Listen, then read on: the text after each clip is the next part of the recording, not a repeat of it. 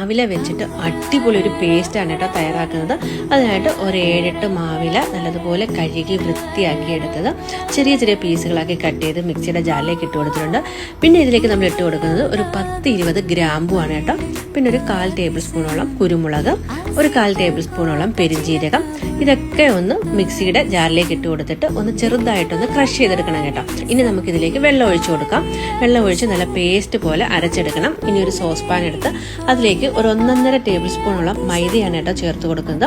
ഇനി ഇതിലേക്ക് നമ്മൾ നേരത്തെ അരച്ച് വെച്ചിരുന്ന ആ മാവിന്റെ പേസ്റ്റ് ഉണ്ടല്ലോ, അതൊന്ന് അരിച്ച് ഒഴിച്ചു കൊടുക്കാം. അതിന്റെ വെള്ളം മാത്രം മതി കേട്ടോ. നമുക്ക് നല്ലതുപോലെ അരിച്ചെടുത്തതിന് ശേഷം ഒട്ടും തന്നെ കട്ടകളില്ലാത്ത രീതിയിൽ നമുക്കിതിനെ ഒന്ന് മിക്സ് ചെയ്തെടുക്കണം. ഇനി നമുക്കിതിലേക്ക് ഒരു ഇൻഗ്രീഡിയൻ്റ് കൂടെ ചേർത്ത് കൊടുക്കണം. ഒരു 1/4 ടേബിൾ സ്പൂണോളം ഉപ്പാണ് കേട്ടോ ചേർത്ത് കൊടുക്കുന്നത്.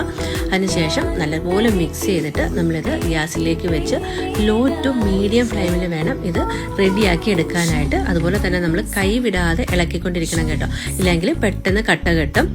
ഈ ഒരു പരുവാകുമ്പോൾ നമുക്ക് ഫ്ലെയിം ഓഫ് ആക്കിയിട്ട് ചെറിയ ചൂടോട് കൂടി തന്നെ നമ്മൾ നേരത്തെ ഉപയോഗിച്ചുള്ള പേസ്റ്റിന്റെ ഒക്കെ കാലി കവർ ഉണ്ടാവുമല്ലോ, അതിന്റെ ബാക്ക് ഭാഗം ഒന്ന് കട്ട് ചെയ്തിട്ട് അതിൽ ഫില്ല് ചെയ്ത് വെക്കുകയാണെന്നുണ്ടെങ്കിൽ നമുക്ക് കുറേ നാൾ ഉപയോഗിക്കാവുന്നതാണ്. മാവിലയുടെയും നമ്മൾ ഇതിലേക്ക് ഇട്ട് കൊടുത്ത ഗ്രാമ്പൂന്റെയും പെരിഞ്ജീരകത്തിന്റെ ഒക്കെ ഫ്ലേവർ നമ്മൾ ബ്രഷ് ചെയ്യുന്ന സമയത്ത് കിട്ടും കേട്ടോ.